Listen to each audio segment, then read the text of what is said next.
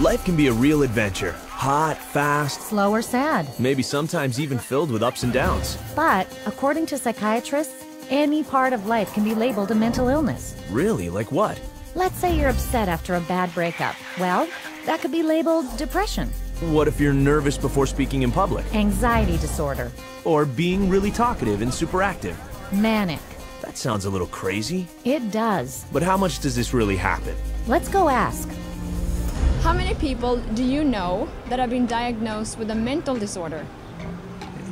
Diagnosed with a mental God, off the top of my head, maybe one person that I know who's been diagnosed with a mental disorder. Probably just one. So, yeah, maybe 2 or 3 people, maybe in the 3 or 4 range. 4 or 5, maybe 5. 6 people in the household. 6, 7. 10. A dozen or so. About 20. How about 30? Would definitely be in the hundreds for sure. The total number of people that I know in my lifetime has been diagnosed with a mental disorder probably fall around the range of 100 to 150, and I'm 23 years old. Wow. But where are these disorders all coming from? From Psychiatry's Diagnostic and Statistical Manual of Mental Disorders. It's 943 pages long and covers everything from depression and anxiety to stuttering, cigarette addiction, fear of spiders, nightmares, problems with math, and even disorder of infancy. All reinterpreted and many falsely labeled as a brain disease. But people do have serious problems in life. Absolutely. But psychiatrists reduce them down to something wrong with your brain. So let me get this straight. Psychiatrists have a book of life problems reinterpreted as mental disorders? That's right. Wow. Then it must be backed up by a lot of science. You'd think so, but it isn't. Psychiatrists at one of their recent conventions admitted to it. Listen to this. DSM is made up by committees of men who have political opinion, and women too, who have biases and political opinions. And so there isn't nearly as much science in DSM as there ought to be. Like in the previous one, people had a meeting in the bathroom and they decided that something should be in there, and then they would go and propose it to the whole committee. You have this kind of lumping together of several observations, and when you get enough of them in one tent, you got a diagnosis. DSM system is not the real system of the diagnosis. A lot of the disorders that are in there haven't necessarily been rigorously validated. It's just the best tool that we have available, but it is not perfect. It's so useless that if you give me a patient and the DSM, I'll make at least 20 diagnoses on the same patient. You have to take it with a grain of salt anyway. It's actually getting more and more complicated. We're left with diagnosing things on the basis of checklists and questionnaires, which leaves us sort of out of, as you said, the rest of medicine because we don't have a biological test. Amazing. The lack of science in the DSM is actually an open secret. Here's what some professionals have to say about it. The DSM is a sham. It's been described as a house of cards. Why? Because the diagnoses are theoretical.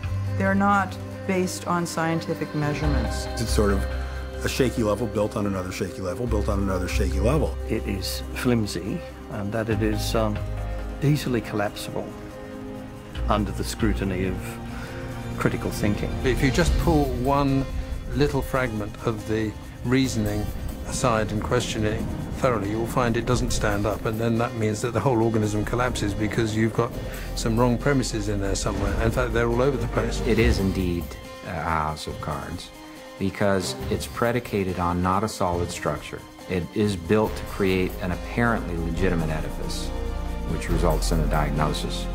But any serious inquiry will show it to be illegitimate.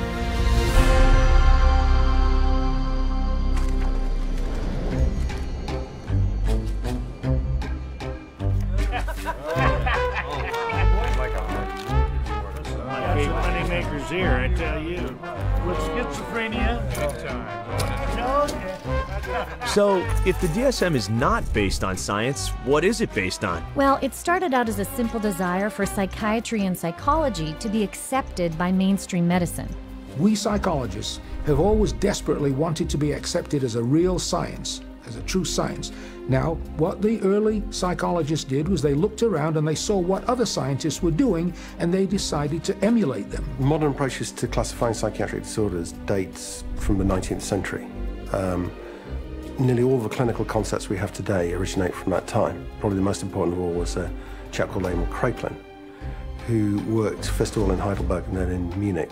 Never heard of him. Emil Kraepelin is known as the father of psychiatric classification. He was the first person to classify what he thought were biological illnesses in the brain.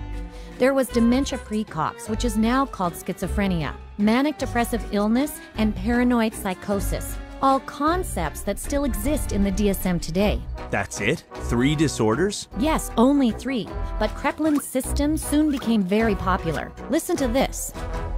Kraepelin's system caught on very quickly, not only in the German-speaking world, but also in the English-speaking world, in the United States and Britain. It caught on because up to that point, nobody had an agreed way of talking about patients. So in the early 1950s, there was compiled Diagnostic and Statistical Manual of Mental Disorders. Now, there are very few statistics in the book. Disorder is used essentially as a euphemism for illness. This is a book which catalogues mental illnesses for which no medical sign has ever been discovered. This primitive pamphlet was 130 pages long and listed 112 mental disorders, small compared to the current DSM, but much bigger than anything Kraepelin envisioned. Why so many? Because by defining more and more of life as abnormal, psychiatrists could get their hands on a huge amount of government money. Defining life? What do you mean? Well, things like holding your breath, biting your nails, thumb-sucking, sleepwalking, poor efficiency, even homosexuality. That's ridiculous. They added all those just to have people to treat? And more. Then the second version, DSM-2, came along in 1968 and expanded to 178 disorders, again to grab even more government insurance money. To do this internationally, the DSM-2 was specifically written to align with the International Classification of Disease, the ICD, a book extensively used in Europe and around the world that, apart from psychiatric diagnoses, lists real medical diseases. So that's how psychiatric disorders got accepted by mainstream medicine. It was a start, but the DSM-2 was still not scientific, as it was heavily influenced not by actual clinical testing, but by the theories of Austrian psychologist Sigmund Freud. Then there must have been a lot of neuroses in that book, right? Yep. But there was absolutely no knowledge of what caused them, nor did they even look for a cause. Inclusion of a disorder in the classification does not require that there be knowledge about its etiology. So in other words, to make a diagnosis, you really don't need to bother with cause and effect. You don't need to know what causes the condition. Wait a minute. If the DSM doesn't tell you what causes its mental disorders, how does psychiatrists discover them in the first place? The answer may surprise you. New diseases are being invented all the time, and I want to emphasize the word invented, because when it comes to psychiatry, mental illnesses are not discovered, they're invented. The way the system works in terms of diagnosis is that every few years a group of psychiatrists and psychologists sit around in a room and vote on new diagnoses. This is science? I can't believe it. Don't worry, you're not alone. The diseases are voted on? What do you mean? Did you say, are they voted into existence? Are voted? As in created. Oh, man. I think that's kind of ridiculous. It's crazy that you would vote. I definitely don't agree. I don't agree with it at all. Mental disorders should be based on scientific research. I have been led to believe that it's all based on medicine and science. So I'm kind of shocked to find that out. Me too. There's more. Not only are mental disorders voted into the DSM, but now and then they are also voted out. Take, for example, homosexuality, listed in DSMs 1 and 2 as a mental illness.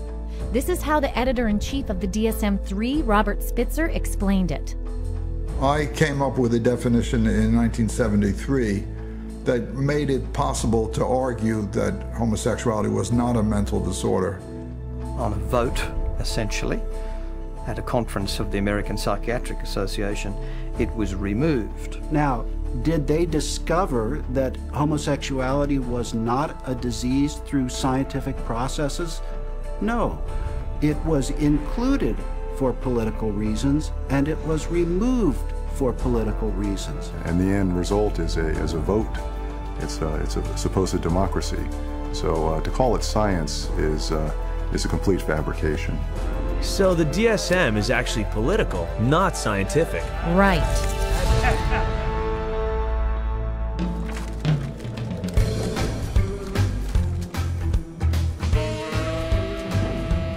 I thought psychiatrists wanted to be seen as doctors. You're right.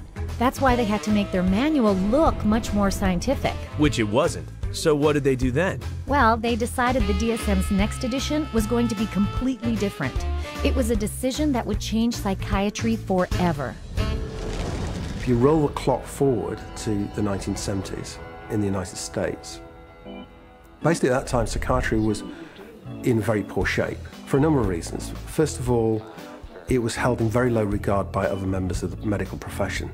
So psychiatry was the sort of thing you did if you couldn't succeed in any other area of medicine. And people such as Robert Spitzer in America made it very clear that the time had come essentially for psychiatrists, being doctors of medicine, to practice medicine. So if a psychiatrist was spending a lot of time dealing with people who were anxious, depressed, these dilemmas, these problems in living now essentially had to be redefined. And they were redefined as medical conditions. And their solution to this was to come up with a manual which defined psychiatric disorders more carefully. So hence we have DSM-3, which is the third edition, which is published in 1980.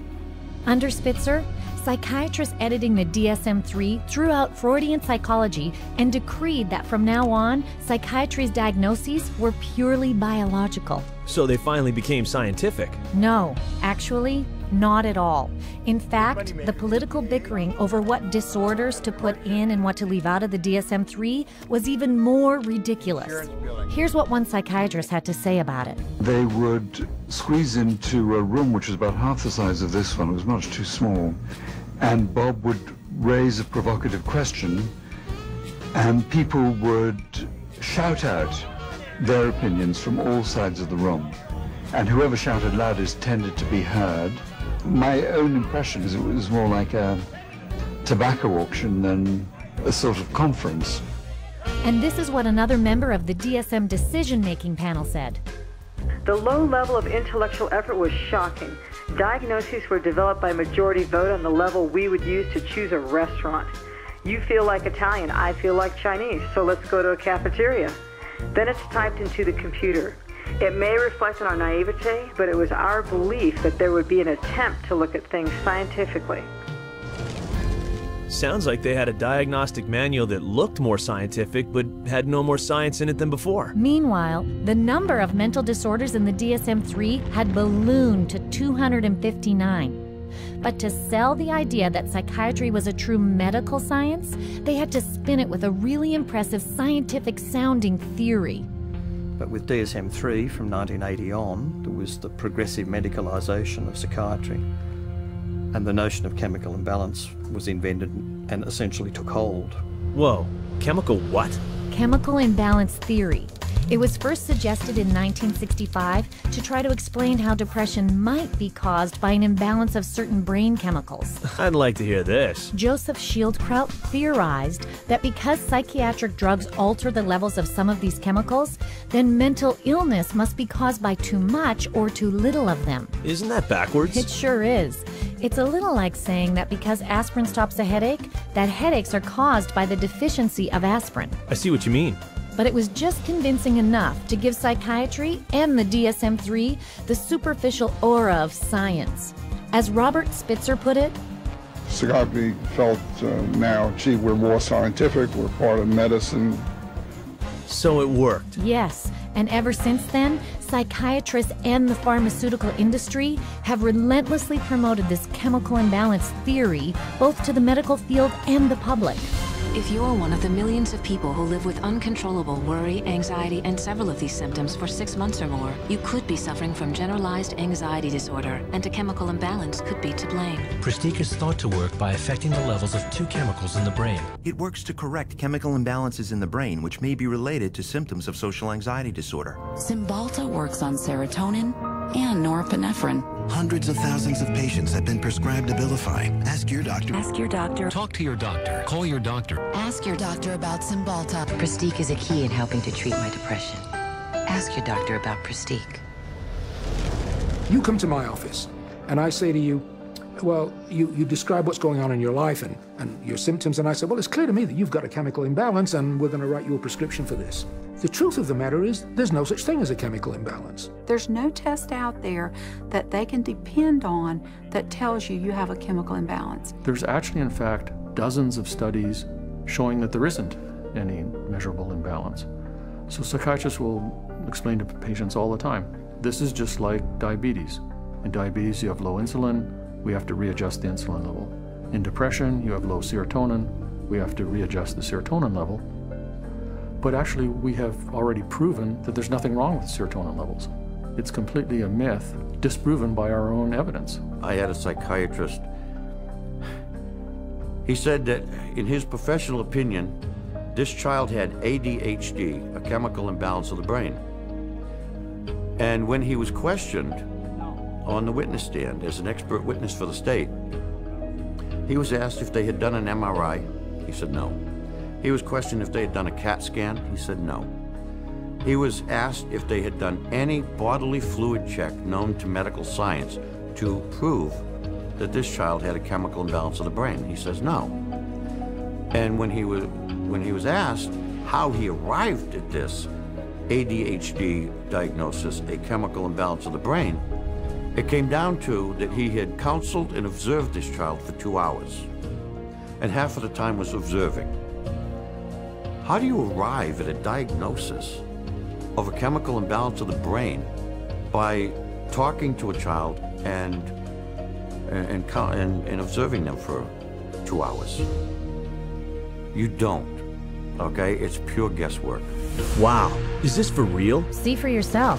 Here's what happened when a person with a hidden camera went to several different psychiatrists asking to be tested for a mental illness. Of any scientific test? Not that I'm prepared to do this time. So you getting that I have adjustment, what is it again? Adjustment disorder, mixed emotional features. It just means situational stress. Right, it's a formal diagnosis. But I'm saying, just where do you get that from? I take you at face value. In terms of diagnosis, there's no way that I can x-ray or project or allow. So it's very hard to have anything to measure. Because whatever's going wrong, it's happening in there, and we just can't go in and open up somebody's skull and scoop something out to measure. Right now, we don't have an x-ray or a blood test. That doesn't mean that the diagnosis is not clear. The diagnosis is for insurance, and I'm not really trying to think too much in terms of diagnosis. I don't really see that as my main job here, to make a diagnosis, except to give something to the insurance that's reasonably accurate. But we don't even really know what's going wrong in the brain. So all the things that we found were found by accident. I'm stunned. Psychiatric diagnosis is based purely on individual opinion. No matter what they do, they're wrong. Britain's BBC even did a show on this where 10 volunteers, 5 considered normal, and 5 previously diagnosed as mentally ill, were observed by 3 well-known mental health experts, who were then asked to determine who was who. Oh boy. Watch this. We think that it's likely that you've had a history of bipolar disorder. Is that correct? You're wrong. Okay. We've come to the conclusion that at some time you've been diagnosed with a mood disorder. You're wrong. We were wondering whether at some point in your life maybe that you had suffered from a significant psychiatric problem of some kind or other. No. Not at all? You are wrong. All right, okay. 3 wrong diagnoses in a row.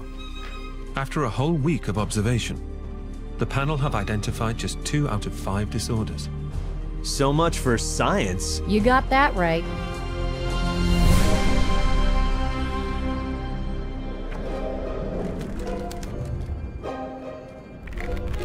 Okay, I'm in. Love it. And I got a pair of compulsive disorders here. I have a question. How can psychiatrists call themselves evidence-based when they have no evidence? It goes further. Not only do psychiatrists have no test to prove the mental disorders they label you with, they can't even define what a mental disorder is. No. They even state it in the DSM. Watch this. Although this manual provides a classification of mental disorders, it must be admitted that no definition adequately specifies precise boundaries for the concept of mental disorder. There you go. Unbelievable. But psychiatrists weren't done yet. 14 years after DSM-3, they published DSM-4, and its editor-in-chief has been even more blunt about the term mental disorder. There is no definition of a mental disorder. It's bullshit. I mean, you just can't define it. So even though they admitted they couldn't define what a mental disorder was, a term they used in the title of their own manual, they added more disorders? A lot more. 115 to be exact, for a grand total of 374. That's over 3 times the number of disorders listed in DSM-1. And in just over 40 years. And this book weighs almost 5 pounds. That's bigger than a Metropolitan phone book. It's a buyer's catalog of mental illness. And with it, 120 million people worldwide have been diagnosed with a mental illness. Wow. But what about the International Classification of Diseases? Has there been an increase in mental disorders there too? Most definitely. The ICD's Mental and Behavioral Disorders section almost parallels the DSM. Whatever happens in the DSM is mirrored there too. Okay, well, so far I found out there's no test to identify or confirm a mental disorder diagnosis. There's no proof to the chemical imbalance theory, and that they don't even know what a mental disorder is. And they admit it, at least to each other. Here's one prominent psychiatrist speaking at a recent APA convention. You're sitting in your office, you see a depressed patient, you have no idea what's the matter with them. And I know all of you think you know the answer, but in terms of evidence, I don't know the answer, and I don't think any of us really know. That's astonishing. And yet, they will give you a diagnosis very quickly anyway. This is another influential psychiatrist at the same conference. Jim Burley at the Maudsley Hospital did a study once on how long it took people to make up their mind about the diagnosis after they entered a room. And it was about, how many, David? It was 2 seconds? It was a couple of minutes. It was very... A couple of minutes? Yep. Of course, even the then president-elect of the American Psychiatric Association is on record for saying the DSM is pretty much a joke. Well, what does D stand for? I used to think it is diagnostic, but over the last few years realized it is more like a dartboard. Dartboard? Are psychiatrists telling their patients any of this? No. In fact, psychiatrists act like they know what they're talking about while keeping the public in the dark. I was sent to a psychiatrist who saw me again for maybe about 15 minutes, talked to me how I was doing at 7 years old, and I left with a prescription for Ritalin. Probably within the first 15 minutes, he diagnosed me with having an anxiety disorder and put me on prescription medication. The amount of time it took for the diagnosis was, I'd say, probably within 10 minutes is, I was diagnosed with anxiety, with depression, within 10 minutes of speaking to the psychiatrist, and I was put on those drugs immediately. I received numerous different diagnoses from different doctors, and each one gave me a different drug. I didn't have to undergo any tests. I didn't even have to sit there and I didn't have to ask any questions. It was just, that's what you've got, and this is the drug. They really didn't talk to me. They were always talking and questioning my mother. It was all about getting the information from her and not from me. It doesn't make sense to me. I researched it, I done my research, and I still can't fully understand how you can diagnose somebody with a short attention span. There was never an explanation. Nobody really knew what it was or why it was caused or how did you get it, why did anybody have it, and what could anybody do about it. Just here, have some medicine and go away. And I was put on, a horse's dose of an antidepressant called Effexor, 450 milligrams a day. They say if you're on 300, you're comatose. It wasn't always Ritalin. It went from Ritalin to like Wellbutrin to Concerta to Adderall. I remember asking these doctors, is there any other way we can do this? Is there any other therapy? Is there something we can do that won't make me feel so badly, that won't give me all these side effects and just horrible sensations through my body 24 hours a day? Is there something else I can do that might be not having to do with medications? Doctor said, no. See, what you have is very complex. You have a chemical imbalance in your brain that the only thing that can correct it is medication. Wow. Lots of diagnoses, but all you seem to get is meds. Right. Today, a psychiatric diagnosis really means a psychiatric drug. The whole question then becomes, okay, if we apply these labels, what next? And the what next tends to be, you get a prescription. And the prescription is for a drug that doesn't work very well and is toxic. It's like a 1-2 punch. The number one of the 1-2 punch is the diagnostic manual. You've got all these disorders to choose from. The two is the treatment. So you've got the diagnostic manual in place, you've got a machinery in place, and then you've got this treatment that is there for the taking. For everything you can think of that might seem to be odd behavior, the psychiatry field has a name for it. And then for every name of every diagnosis you have, there's going to be pharmacology behind it, and they have a pill for it. Let me fan it out and pick a card, and there you go. Here's your label, and there's the drug that we'll give you to go along with that label. 98%, maybe 99% of people will get a diagnosis that justifies the use of a medication and also a follow-up appointment. Because remember, the business of medicine, the business of psychiatry, is seeing patients. And the psychiatrist that tells a patient they don't have a problem and there's no medicine for that problem doesn't have a very busy practice. And that's sort of the purpose of the DSM-345, to provide a diagnosis that can be given a drug for that patient. It's a quick buck. You don't need to do a physical exam. You put it in the chart, it's done. Prescribe away. Lifetime patient. That's what the DSM is for. Are they saying the DSM is only there to justify drug treatment? I'm afraid so. Wow.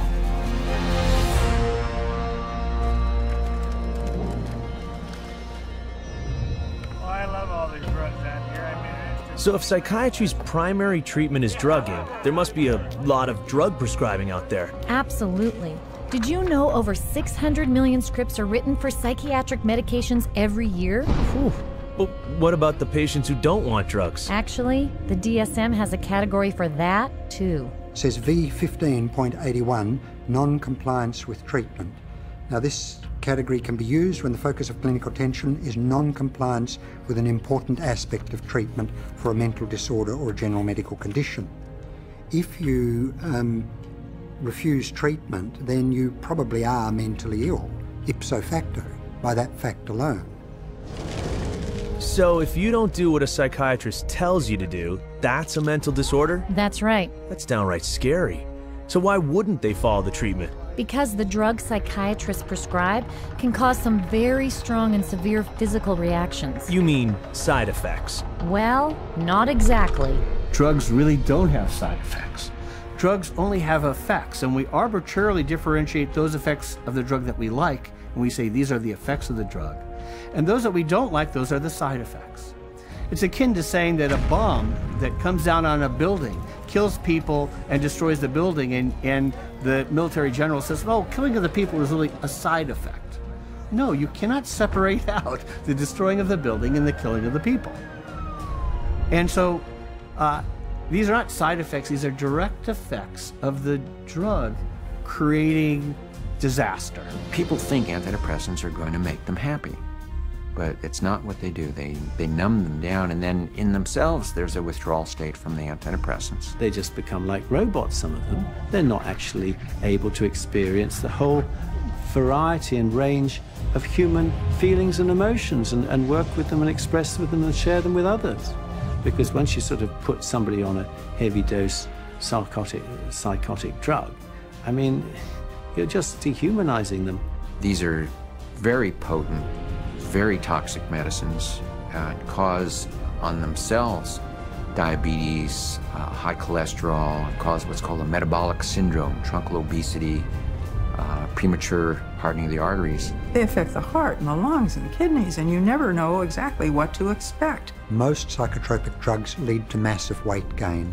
Some of them, like olanzapine, for example, can lead to weight gains of 25, 30, even 40 kilos in a year or two, and that is serious. One of the side effects is it affects your sexual performance abilities. In people who are on a lot of medication, they're just totally unable to detoxify through their liver, and then other functions of the body shut down one by one. These drugs have on their labels may increase the risk of suicide and homicide in people who take them, just like a carton of cigarettes has to say may be hazardous to your health. And there's cases where many people who commit suicide or commit acts of violence are on these medications, which definitely has this type of side effect. You look at the side effect profile is identical to what they're trying to treat, and in some cases worse, and especially in the instance of suicide, then you can see that it's an extremely treacherous area with very, very little actual science behind it.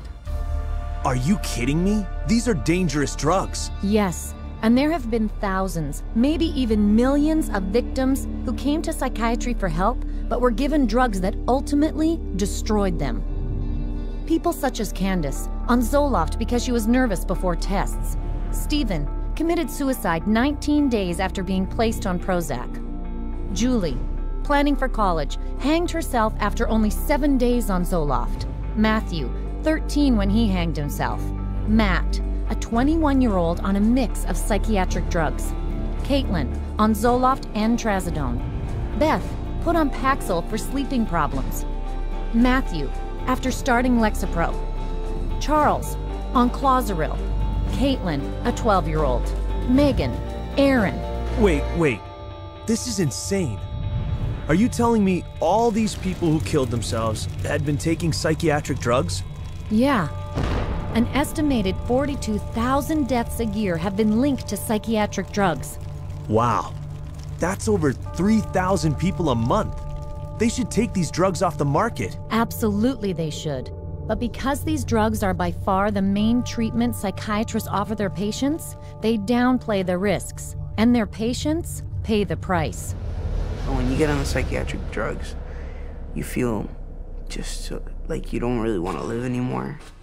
Like, just depressed all the time, and you feel sad. You don't feel like you're in your own skin.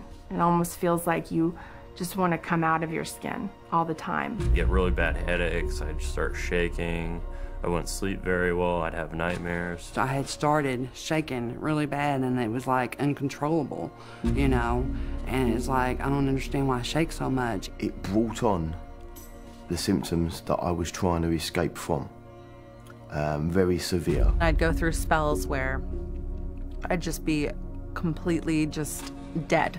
There would not be me there. I'd just be standing there and there would be nothing. I think we all have emotions, happy, sad, you know, situational emotions in life, and it didn't allow me to experience them. You don't experience tears, you don't experience a lot of laughter. It just makes life real flatline. I described to a friend of mine as like waking up in a manila folder and it's a cloudy day.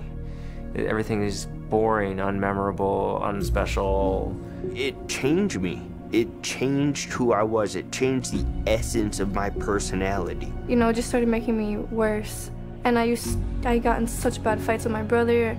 I scratched his face up and, you know, stuff like that. I started to experience suicidal ideations almost immediately. And I had never had any feeling like that before. I remember when I was at home one day, I had taken my medication and I thought about killing myself, and I got really scared, so I ran to my brother and I told him, and he just held me and told me not to give up and to just keep trying. And I actually thought that's maybe the one thing that I do have control over, that I could, you know, I could off myself, and I would be out of this roller coaster of an existence. I have been raped. I have been coerced into doing things that I do not care to speak of. But just to put it in perspective, even having experienced that, the experiences in thoughts and loss of self that I had, being put on Prozac was the worst violation I have ever experienced. I'm speechless. People don't even know what these drugs are doing because they trust their psychiatrist. Not only that, recent studies have shown their drugs like antidepressants don't cure disorders any better than a dummy sugar pill, a placebo. So, just to recap, not only does the DSM provide the label psychiatrists put on you, but it justifies their drugging you with powerful drugs that have lots of side effects and don't even work. This is really messed up. Definitely. And yet, they still cling to the idea that they can correct your unwanted behavior with chemicals.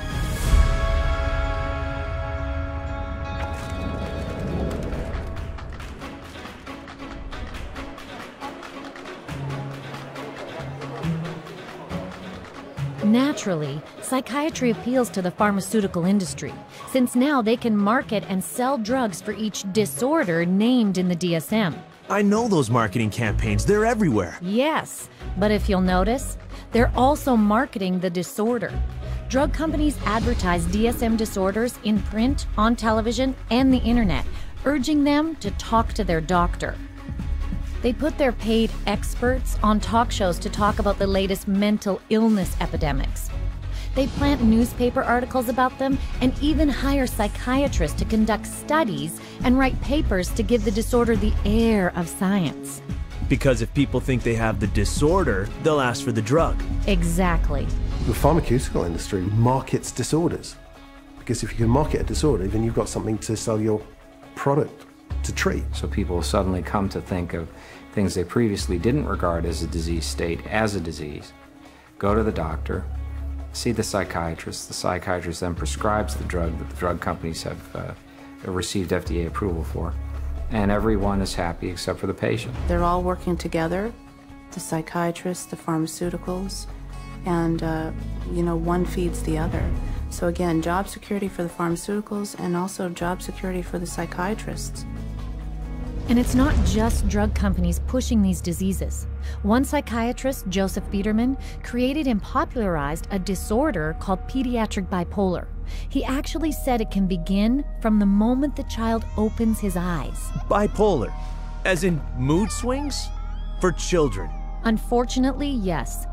In just 9 years, Dr. Biederman fueled a 40-fold boom in the number of children labeled with bipolar, most of whom were prescribed powerful antipsychotic drugs meant only for the most seriously mentally ill.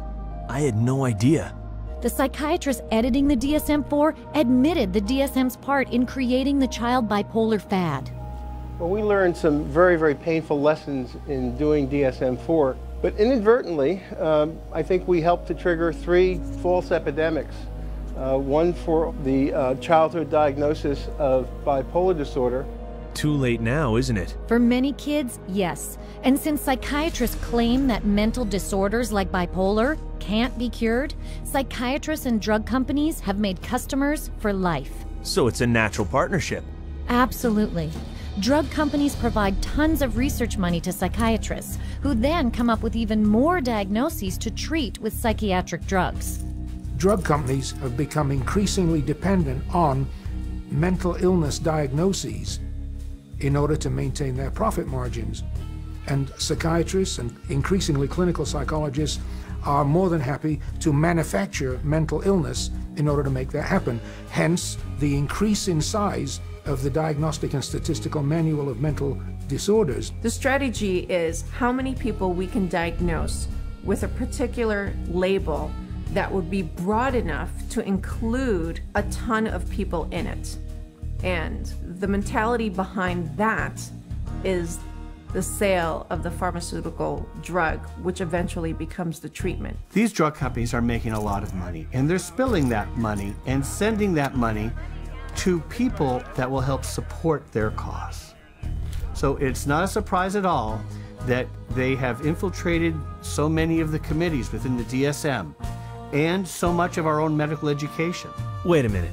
The drug companies have infiltrated the committees of psychiatrists deciding on what disorder to list in the next DSM? On DSM-4, 56% of the committee members had personal financial ties to pharmaceutical companies. the very industry that stood to gain from the 115 extra diagnosable mental illnesses that were voted in. So of course you see more diagnoses that will be treated with drugs. And way more symptoms listed for each one. The whole world is being made crazy, really. And we have these proliferation of categories which have become more and more encompassing, encroaching in ordinary everyday life. There isn't a human being on the planet who doesn't have at some point, if not several points, in a day or a week, distress. It's part of being human. But to say that because you have this distress, that you now are diseased. If you take a god man in India who wanders around with a shawl and meditates for 17 hours a day, drinks rainwater and engages in some kind of spiritual or religious discipline or practice where he might roll on the ground for 100 miles to a holy place, people there don't persecute those individuals. They accept them as people engaged in religious practices. But here, if you took those same individuals in India and you had them walk across a campus in America, they would immediately be arrested and put into a psychiatric facility because they're manifesting psychosis. This varies by culture. What do we want to straitjacket everybody? Is everyone going to be the same? What about people that do have a little bit odd behavior? Is a little odd behavior bad or dangerous? It's just different.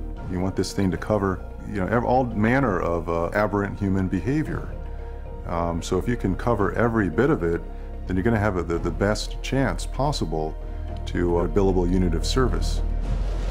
And by the way, just in case you don't fit into any of their categories, there's one more they can stick you with. Naturally. This is number 301.9. 312.9. 292.9. Bipolar disorder, not otherwise specified. Gender identity disorder, not otherwise specified. Disorder of infancy, childhood, or adolescence, not otherwise specified. Not otherwise specified. What the hell does that say? They don't know. It's kind of like a catch-all. It's the garbage can for the leftovers. There's even a box for people that don't fit in the other boxes. To me, it's insane. This is like rubbish to me. This is scary to me. This is hackery, quackery, dockery. That's pretty bad science if your categories are so weak that you need a miscellaneous category to pick up all the loose ends. Yeah, like ADHD, not otherwise specified, eating disorder, not otherwise specified, mood disorders, not otherwise specified. You can always use the NOS, the not otherwise specified diagnosis, and that's a billable service. Not otherwise specified means that you're sort of at sea to some extent on the exact diagnosis, meaning it doesn't fit into any of the categories you've established. Unspecified mental disorder. You see, that's considered a disorder. Having nothing wrong with you is now a disorder. That's what this says. Can you believe it? No, I can't believe it. There's a category called unspecified mental disorder, as in, we're not describing it for you. That's a mental illness too? It gets crazier. According to the DSM, you could also be diagnosed with a mental disorder it doesn't even list. You're kidding. Listen to this. These diagnostic criteria and the DSM-IV classification of mental disorders reflect a consensus of current formulations of evolving knowledge in our field. They do not encompass, however, all the conditions for which people may be treated or that may be appropriate topics for research efforts. It's even in the language of the introduction, it's basically saying we're trying to have a diagnosis to cover all the bases of anything that somebody could come in complaining about, which is, again, entirely backwards from how medical diagnoses are come to. This DSM isn't even close to medicine, is it? Nope, it's pure marketing.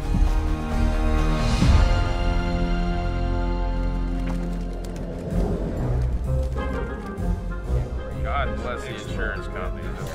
You get these multiple personalities that you call insurance companies. Insurance bill like that to make money right there. Something still bugs me. If psychiatric treatment is so long, expensive, and ineffective... I know. Who would be willing to spend such exorbitant amounts of money for psychiatric treatment that drags on for years, often for a lifetime, while delivering such lousy results? Exactly. who pays for all this? Mostly government and private health insurance. Right, insurance. In fact, the psychopharma lobby has been very effective in getting laws passed forcing insurance companies to provide mental health insurance equal to regular medical insurance. That's called mental health parity, right? That's it. But economically, this has been a catastrophe. So there's nobody who walks into a psychiatrist's office that isn't going to go out with a label. He's got 374 choices or so based on the Diagnostic and Statistical manual list of symptoms. So he's got to fit you into one of those categories in order to get paid. The DSM really should be called, how to bill the insurance companies, how to get money from the insurance companies. It's a list of codes, and there's a number for everything, and that number goes on an insurance form, and then you get payment for it. The DSM is completely built into the system now because you can't get reimbursed by an insurance company unless there's a DSM diagnosis. You know, a kid wets the bed, you can bill on that. They're going to have one called a skin picking disorder. You pick your skin, you can diagnose and bill on that. You know, you can always find a diagnosis and you'll always be able to bill. A psychiatrist or a psychologist can go through their book now and find a diagnosis code for just about anything.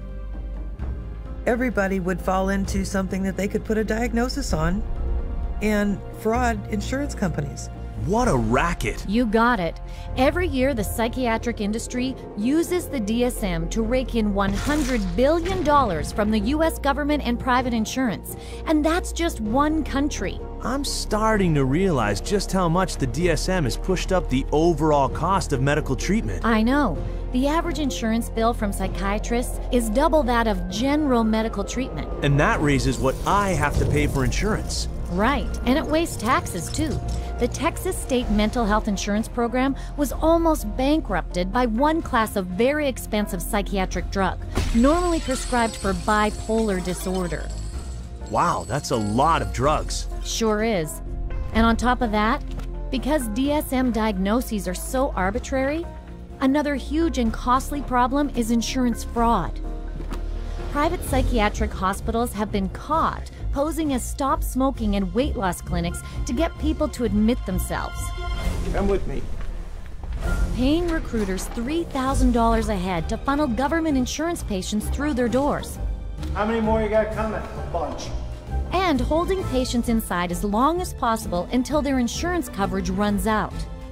And all this is for the insurance money? Right. And once patients are enrolled, any diagnosis can be pulled out of the DSM to justify treatment. Check out this hidden camera footage from someone posing as a psychiatric hospital worker. I'll say patient display. That's how my opening is always a classic. Patient display.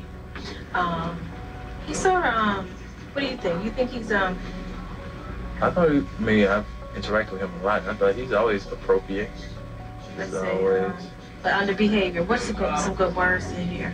He's not negative. He's sort of intrusive a little bit. Not really. He doesn't push limits anymore. He didn't really act intrusive. He acts sort of anxious. Focus on the negative. And why should we focus on the negative? Because that's how they get paid. I mean, this is what they told me.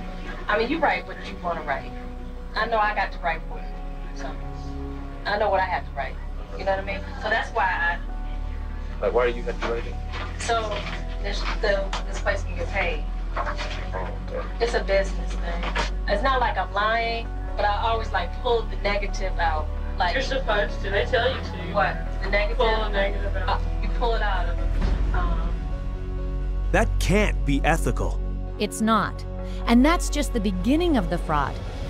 Psychiatric providers have also been caught billing insurance companies for having them listen to music, watch television, or play bingo, charging for wake-up calls, theater tickets, or trips overseas, or for claiming to treat people who are in jail, in a coma, or even dead. No. Some psychiatrists have even been busted for having sex with their patients and billing it as therapy. That's sickening. As one insurance fraud director said, the extent of the fraud is limited only by the imagination. I had no idea. Not many do. Mental health fraud cheats insurers and taxpayers out of $5 billion every year in the United States alone. They should arrest these criminals and throw away the key.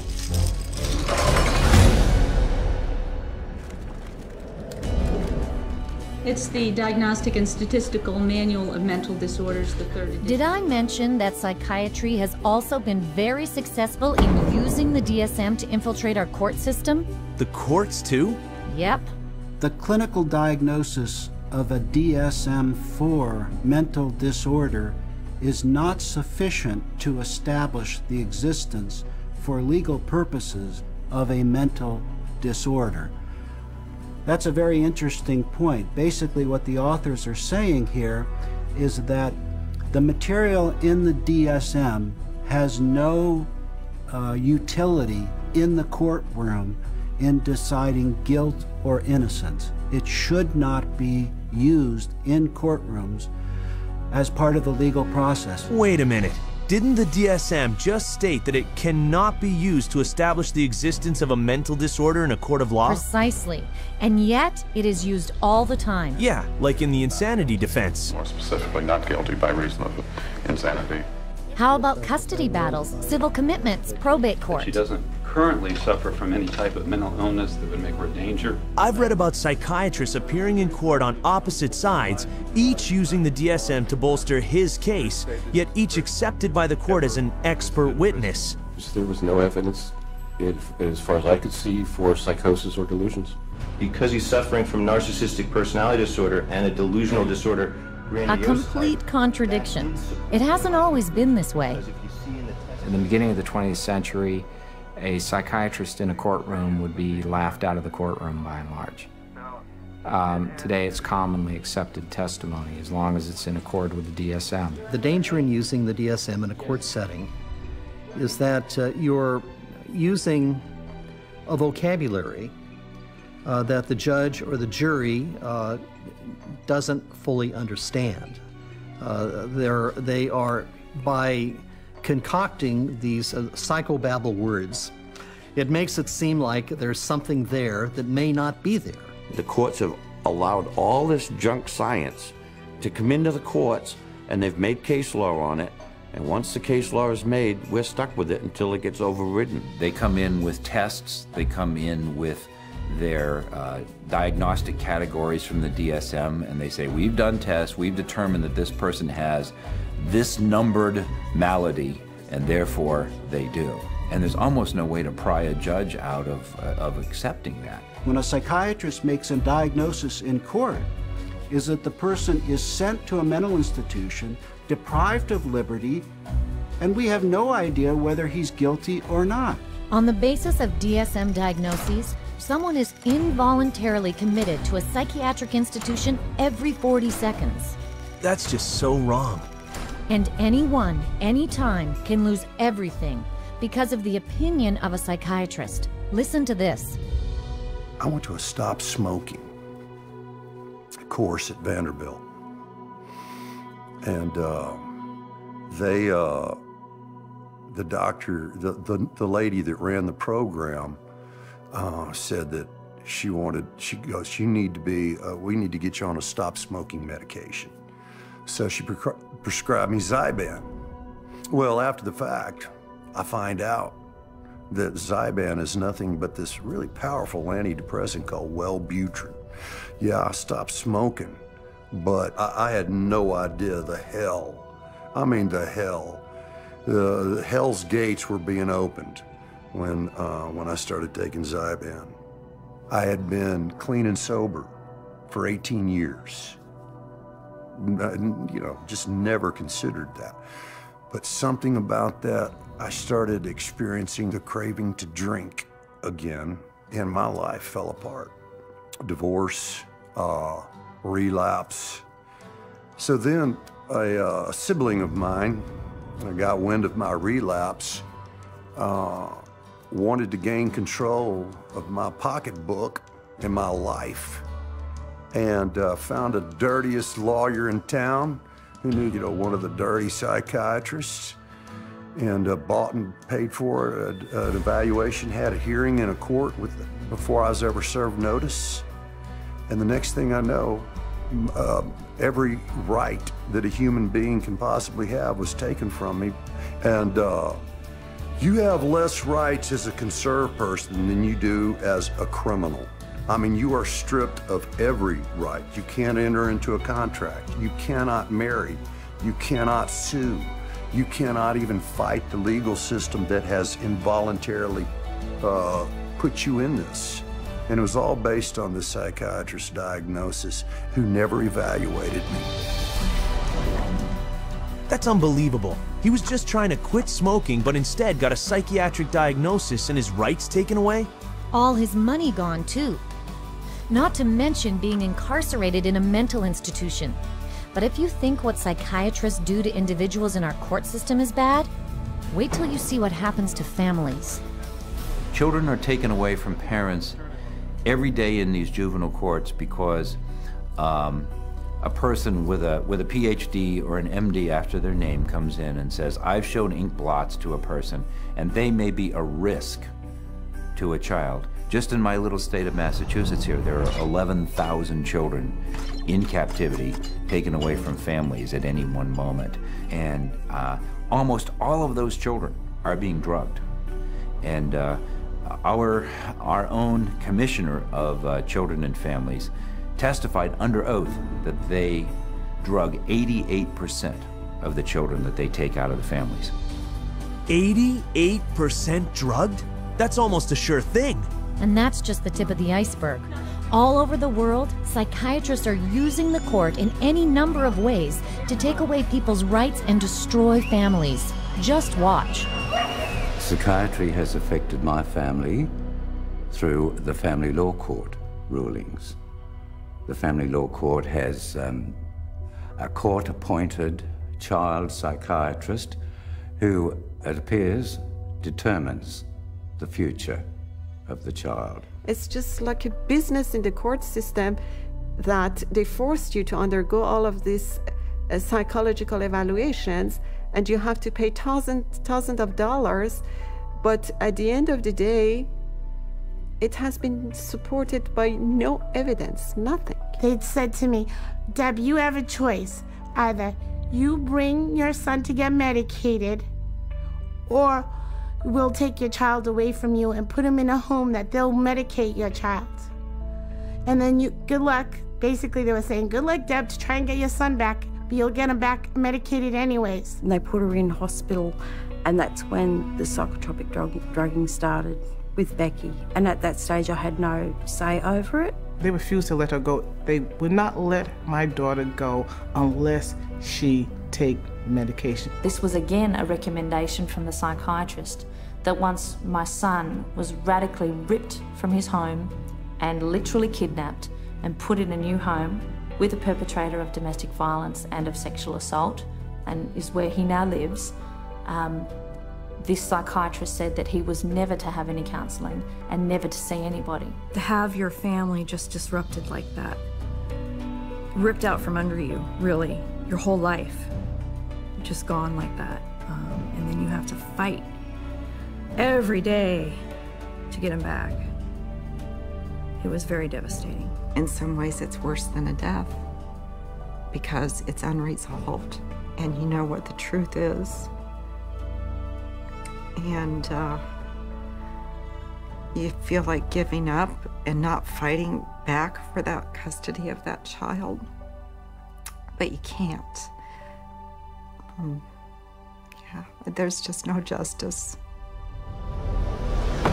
This is terrible.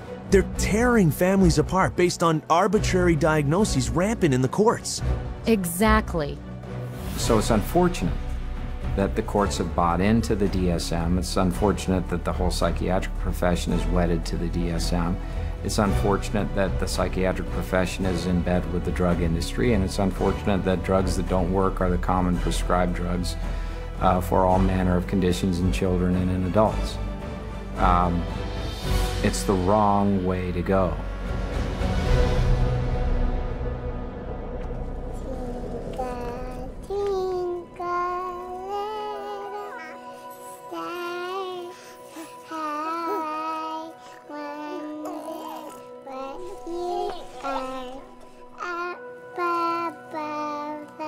no, not them too. Unfortunately, yes. Children are now a huge target market for psychiatry. The number of childhood disorders listed in the DSM has skyrocketed from 3 disorders in 1952 to 44 today. That's 15 times more. And yet, the DSM basically admits it shouldn't be diagnosing children.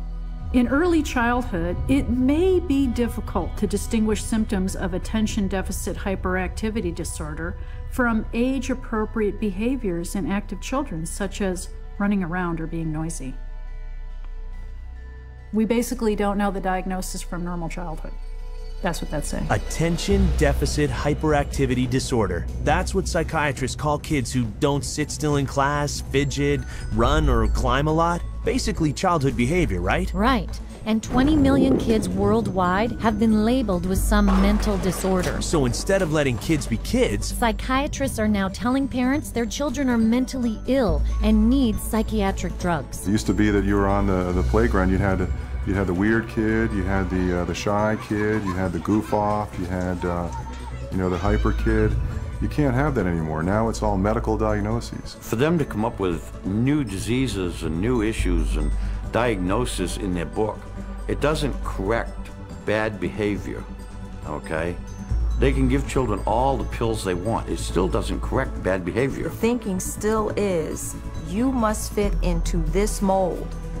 And if you don't fit into this mold, there's something wrong with you. And if you're not the person who designs the mold, too bad for you. A child is labeled and then they're brought to professionals who are trained a very particular way. They're all being trained that if the child fits into this category, then we should consider putting them on Ritalin because that's what they do. That is the protocol. The way the Ritalin will be marketed to the parents is that they will say, this is a drug to calm your child down. What they won't say is that methylphenidate is a form of speed. It's a form of amphetamine, and what we're actually doing is overdosing your child on speed. It's a stimulant. So naturally it's going to increase heart rate, increase blood pressure, and you put a kid out on a football field on a hot summer day, and his risk of having a cardiac event of some sort has just gone up. You know, I heard that stimulants given to kids diagnosed with attention problems are chemically very similar to cocaine. Yeah, and they have such a high potential for abuse, they're listed by the US government in the same category as morphine, opium, and methamphetamine. So who are psychiatrists gonna drug next? Babies? Exactly. They're using what they call Diagnostic Classification 0 to 3, or DC 0 to 3. It's like a mini DSM for babies and toddlers. Listen to this. We already targeted our school children with ADHD and bipolar. That's already done. That was done 20 years ago. And we're moving younger with DC03 to the 0 to 3 age group, where they're trying to make popular the idea that it's okay to medicate 0 to 3-year-olds. The idea of a program to determine whether a child from birth to the age of 3 has a mental illness is so preposterous, so absolutely insane, that it's simply an additional part of the insanity that is now extant throughout this country. I cannot think of a program that is more insane than that. How are they going to diagnose a 1-year-old or an infant with a psychological disorder? How do they know? You almost have to ask ourselves, if our societies become sick, what are we doing to our fetuses, our infants, our children, that would make us need to have psychiatric medications? We're rolling dice with life. We're rolling dice with our children who can't even discuss it with anybody. They have no control. They are the helpless victims, and the ones who are supposed to protect them and care aren't armed with the facts. If parents knew all this, they'd be furious. You bet they would. But watch out, because the DSM also says you could catch a psychiatric disease from your children. You can't be serious. It's in the DSM.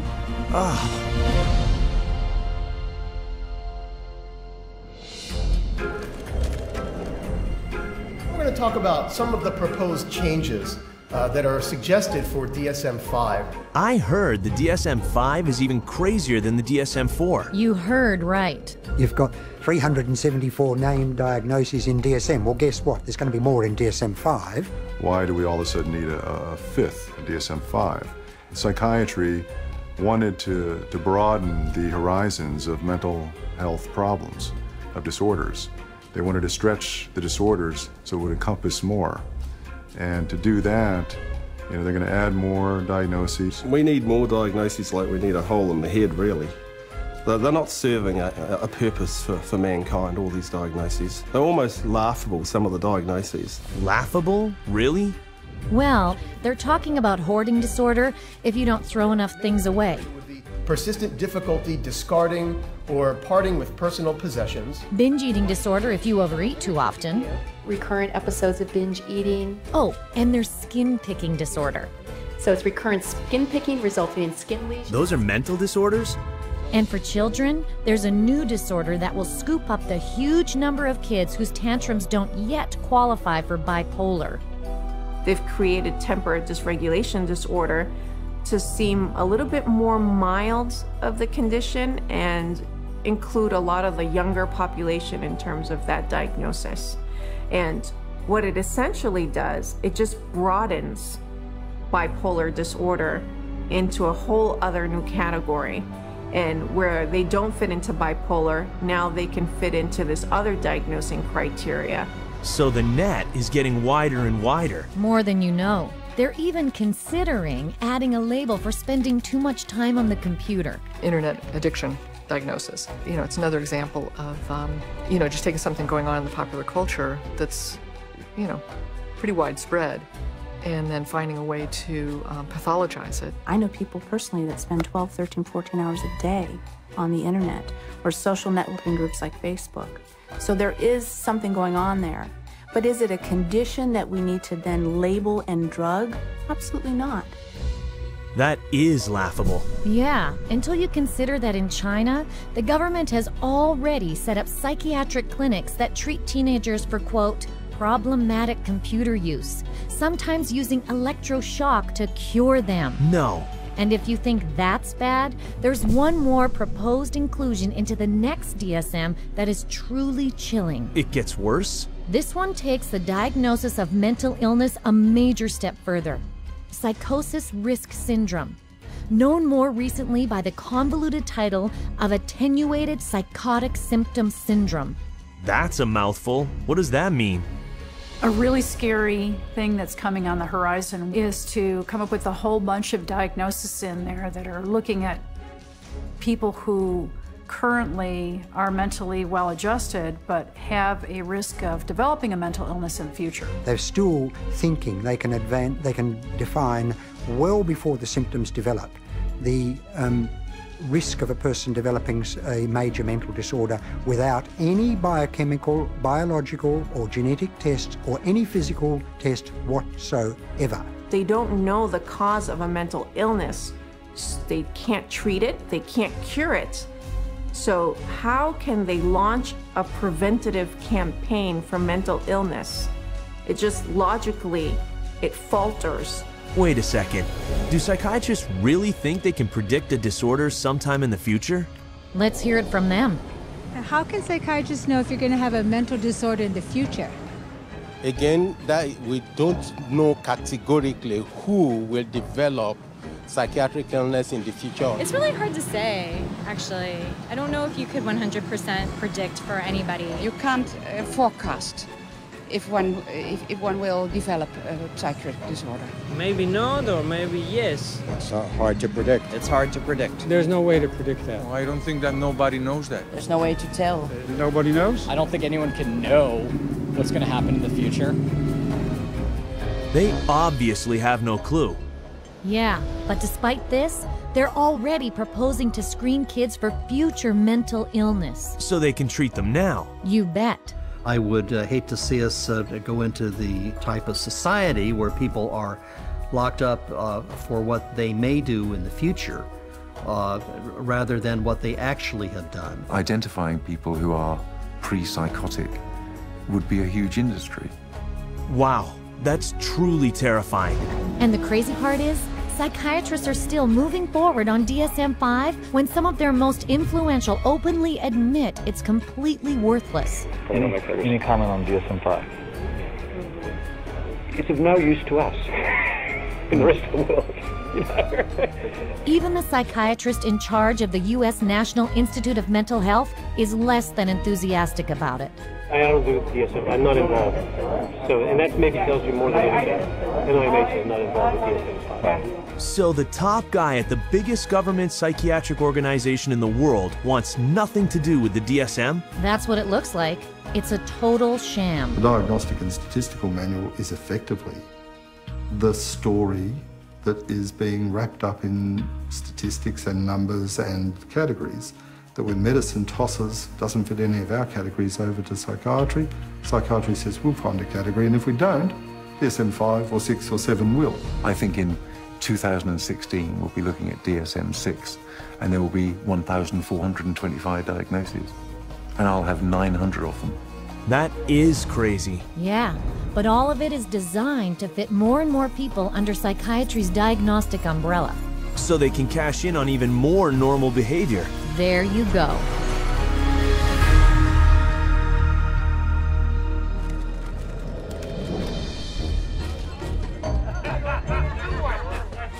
So, if the DSM is so completely useless, why are psychiatrists... Oh, gotcha. It's all about money, isn't it? With psychiatry, it's always about money. And it all starts with the DSM. As Robert Spitzer said, The American Psychiatric Association found out it could make a lot of money by selling it. They've made a tremendous amount of money. Every time they revise the DSM system, the American Psychiatric Association makes a hell of a lot of money. A hell of a lot of money? How much are we talking about? $6.5 million in sales a year. Whew.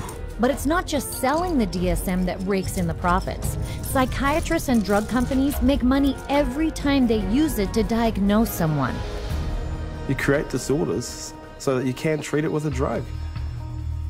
It's the ultimate money-making machine. How many people can we drug? How many labels can we put out there? How many people can we herd into these labels and feed them a drug so we can get richer, make more money? There's an inherent conflict of interest, and that conflict of interest is driven by the desire to make money. More money, more money, more money than one should expect. Huge money in the psychopharm business. If you really did the research on these diagnoses, see that 90% of them or more don't exist, they're not valid, then that's all of a sudden, all that reimbursement from insurance companies disappears. So we have to cut the money cord, as well as cutting the DSM cord if we're ever going to really succeed stopping this juggernaut from continuing. And once again, it's follow the money, and you'll get your answer every time. This has been a big eye-opener. Let's see, there's no lab test for a so-called mental disorder, which psychiatrists can't even describe in their own manual. The chemical imbalance theory is totally bogus, and yet psychiatric drugs that supposedly balance your brain chemicals are being prescribed to people of every age. Yeah, to the tune of $84 billion a year, adding an overall increase of $10 billion to health premiums in the United States alone. And we are paying for all this through government taxes and higher insurance bills. That's right. The entire psychiatric industry uses the DSM to haul in $330 billion a year. That's $1/3 of $1 trillion. And growing. It's out of control. Well, the whole system is now a runaway train, but the DSM is the locomotive. And if you took the locomotive off, eventually the train would stop, because there'd be nothing more pulling it. We're losing the concept of health. Everybody is sick and everybody's got a condition and everybody needs drugs. You're going to end up with a whole society that's going to basically have to be led around by the hand. But who's going to lead them around? Because they're drugging so many of them. In psychiatry, you know in your heart of hearts that you're not really diagnosing. You know in your heart of hearts that you can't really treat what you think might be wrong. And you also know that most of what you're dealing with in the DSM is unprovable and unreliable, not a predictable indicator. So what do you have then? Good question. I guess they got nothing. And people are being hurt. Yeah. You're very lucky to go through psychiatry and survive. It really is as simple as that. Only when enough people rip the veneer away and show that it's just nothing more than a Hollywood set is it ever going to fall down. It would be good if all the medical professionals who are really practicing medicine and really trying to help people and based on scientific fact and what they can best do to improve the lives of others, if they would recognize, just be able to look at this fact. It's hard to look at it, but look at this fact and be ethical and be honest and clean up the profession by getting rid of this fraudulent part of it. Psychiatry. I couldn't have said it better. It's so obvious. We need to get rid of the DSM. It's terrible for society. I know. In spite of its incredibly shaky foundation, the Diagnostic and Statistical Manual has literally impacted every part of our world. Our schools, our governments. Our court systems. What about the media and the military? Those too. Basically, our entire society. And all without a single person cured. The DSM really is more than just a house of cards. The Diagnostic and Statistical Manual is psychiatry's deadliest scam.